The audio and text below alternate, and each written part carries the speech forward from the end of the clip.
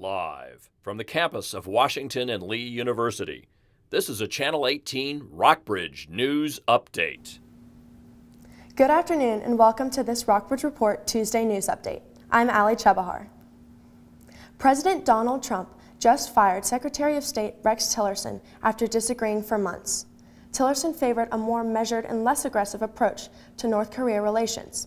The president decided to meet with leader Kim Jong-un without consulting Tillerson. The president said the Secretary of State was out of the country, leading him to consult with others instead. Tillerson did not have any diplomatic experience before his role. He was CEO of ExxonMobil before accepting the position. CIA Director Mike Pompeo will replace him after receiving Senate confirmation. Rex and I have been talking about this for a long time. We got along actually quite well, but we disagreed on things. With Mike Pompeo, we have a very similar thought process. I think it's going to go very well. Tillerson's firing comes just hours after the Secretary of State publicly contradicted the White House on Russia. Tensions in Europe are high this week after a former Russian spy and his daughter living in Salisbury, England, were poisoned by a military-grade nerve agent. British Prime Minister Theresa May stated Monday that unless Russia provides an explanation for the attack by Tuesday night, the incident would be considered, quote, an unlawful use of force by the Russian state against the United Kingdom. Tillerson took a similar hardline stance, saying that the attack, quote, certainly came from Russia. However, President Trump was less aggressive in his statement, refusing to condemn Russia until, quote, we get the facts straight.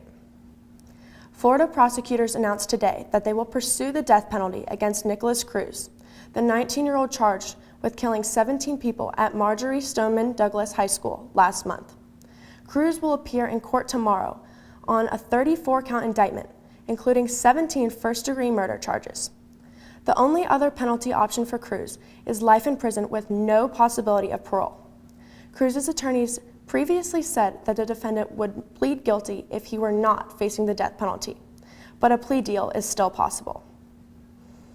Voters in Pennsylvania choose between Republican Rick Saccone and Democrat Connor Lamb in a surprisingly tight special congressional election. Donald Trump won the conservative Pennsylvania's 18th district by almost 20 percentage points. Nonetheless, the race is being viewed as a bellwether of a challenging midterm election cycle for Republicans. The conservative Pittsburgh Post-Gazette newspaper said Democrat Connor Lamb is impressive, but argues that an upset in Pennsylvania could start a Democratic wave that would lead to President Trump's impeachment. While some Democrats have called for Trump's impeachment, House Democratic leaders say they do not intend to pursue impeachment and would rather defeat Trump at the ballot box. A school bus carrying high school band members home to Texas from Disney World ran off a highway and plunged into a deep ravine in Alabama, killing the driver and injuring dozens. The county sheriff said first responders used ropes to rappel down the 50-foot ravine in the middle of Interstate 10 and then had to cut some of the victims from the wreckage.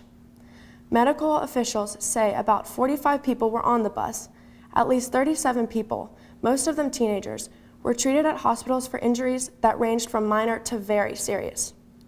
The sheriff said it wasn't immediately clear what caused the bus to enter the grassy median, which abruptly ends at a steep embankment where the interstate passes over Cowpen Creek. The crash happened at about 5:30 a.m., crunching the bus and leaving the passengers exposed to chilly temperatures. Rescuers say they used every piece of equipment and every truck to reach them. March Madness is officially underway. The 2018 men's NCAA basketball tournament begins tonight in Brooklyn with the tournament's first 4 play-in games. Radford will play LIU Brooklyn, with the winner advancing to face number 1 seeded Villanova. The tournament's main introductory round of 64 will begin on Thursday, with games continuing until the championship game takes place on April 22nd. That's all for this week's Tuesday News Update. You can catch this week's full Rockbridge Report on Thursday afternoon at 4:30, and all of our coverage is available on our website at rockbridgereport.wlu.edu. For the Rockbridge Report, I'm Ali Chebahar.